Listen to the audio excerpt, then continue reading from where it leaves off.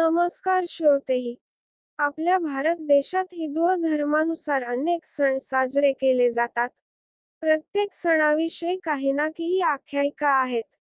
त्या सणानुसार हिंदू धर्माच्या संस्काराचे दर्शन होते व ते संस्कार पाळले जातात. आज आपण अशाच एका सणाविषयी पौराणिक कथा पाहणार आहोत.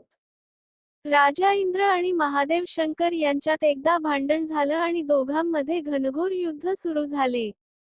त्यात शंकराने रागारागाने आपला तिसरा डोळा उघडला, परंतु देवांचे गुरु बृहस्पती यांनी यामध्ये मध्यस्थी केली. आणि त्यांनी शंकराची विनवणी केली की, या युद्धातून कोणताही विध्वंस घडवू नका.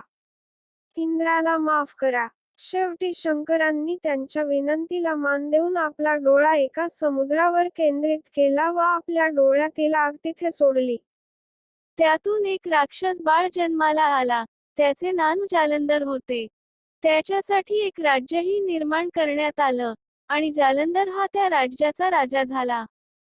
जालंधर खूप शूर होता, पराक्रमी होता, पण तितकाच घमेंडी, गर्विष्ठ आणि सत्तापिपासू होता. त्याचा विवाह दैत्यराज कालनेमी यांची कन्या वृंदा हिच्या बरोबर झाला. वृंदा ही लहानपणापासूनच श्री विष्णूची मोठी भक्त होती. म्हणूनच जालंधरास तिच्या पूजेतलं पुण्य मिळत होते.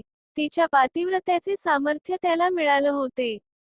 असं म्हणता येईल की तिने आपल्या नवऱ्याच्या सुखासाठी आणि जीवनासाठी एक सुरक्षा कवच निर्माण केलं होतं. तो जेव्हा जेव्हा युद्धाला जायचा, तेव्हा तेव्हा वृंदा पूजेला बसायची आणि तो परत येईपर्यंत तिची पूजा अखंड चालू असायची. त्यामुळे त्याला प्रत्येक युद्धात जीवनदान मिळायचं आणि त्याचाच विजय व्हायचा. त्यामुळे मग हा जालंधर वाटेल तसा वागू लागला. आपल्या पराक्रमासाठी त्यांनी माता लक्ष्मी प्राप्त करण्याच्या इच्छेने माता लक्ष्मी बरोबर युद्ध केले. पण सागरातून जन्माला आल्याने माता लक्ष्मीने त्यांना आपला भाऊ म्हणून स्वीकारले. परंतु जालंधरास त्यावर समाधान न झाल्यामुळे जेव्हा समुद्रमंथन झालं आणि त्यातून जो खजिना बाहेर आला, मग त्यावर जालंधर स्वतः हक्क सांगू लागला. त्याचं असं म्हणणं होतं की, माझा जन्म समुद्रात झाला आहे. त्यामुळे समुद्रातल्या प्रत्येक गोष्टींवर माझाच हक्क आहे. अर्थात देवांनी त्याची मागणी धुडकावून लावली. त्यामुळे जालंधर देवांशी युद्ध करायला लागला. त्याच्या पराक्रमामुळे आणि वृंदाच्या तपश्चर्येमुळे तो देवांवर भारी पडू लागला.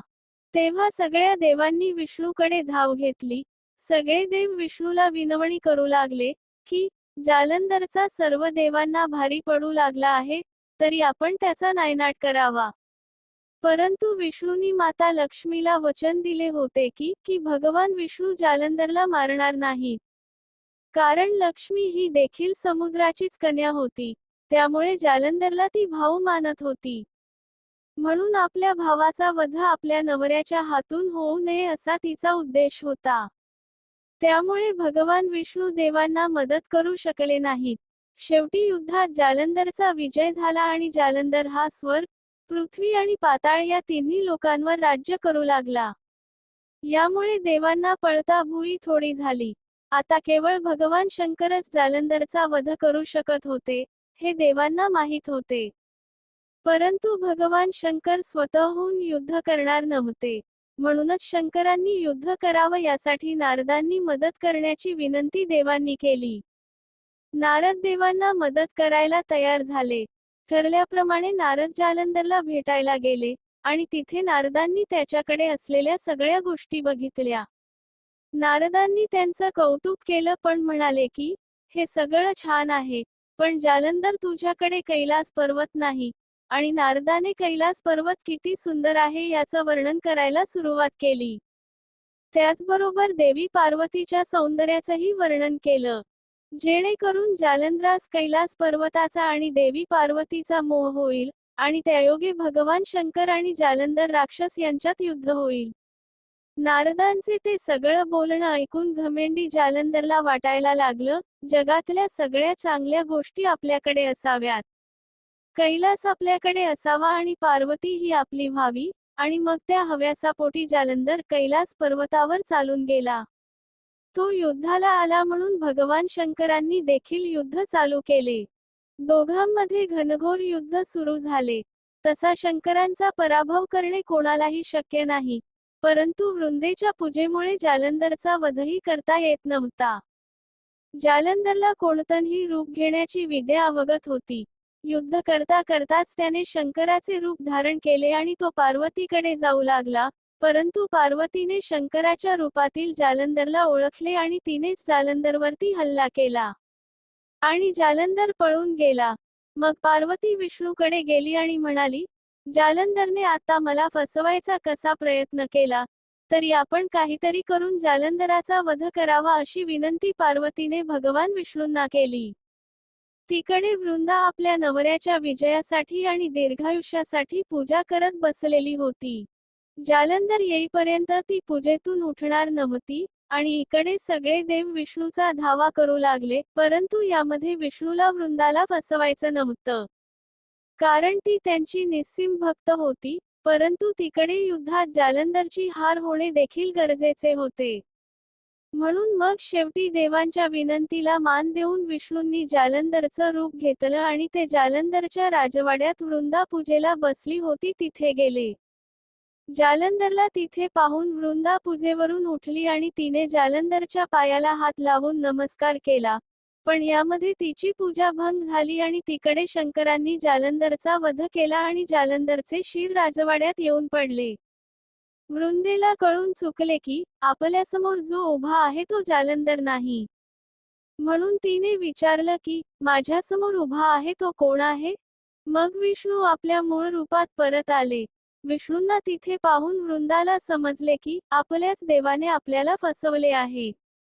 तेव्हा तिला राग आला आणि तिने भगवान विष्णूला हृदयहीन शिला असल्याचा शाप दिला.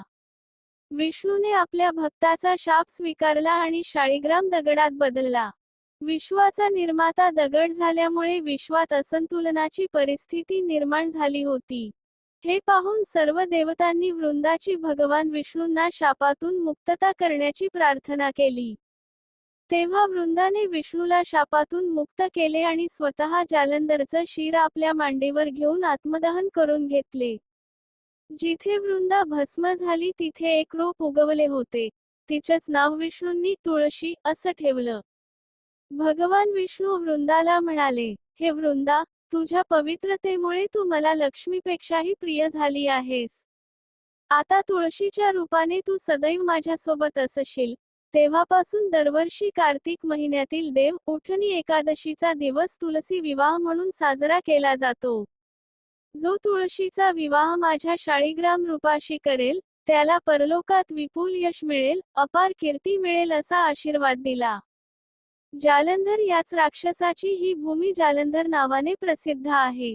सती वृंदाचे मंदिर मोहल्ला कोट किशनचंद येथे आहे. असे म्हणतात की या ठिकाणी एक प्राचीन गुहा होती, जी थेट हरिद्वारला जात असे. मंदिरात सती वृंदा देवीची 40 दिवस मनापासून पूजा केल्याने सर्व मनोकामना पूर्ण होतात.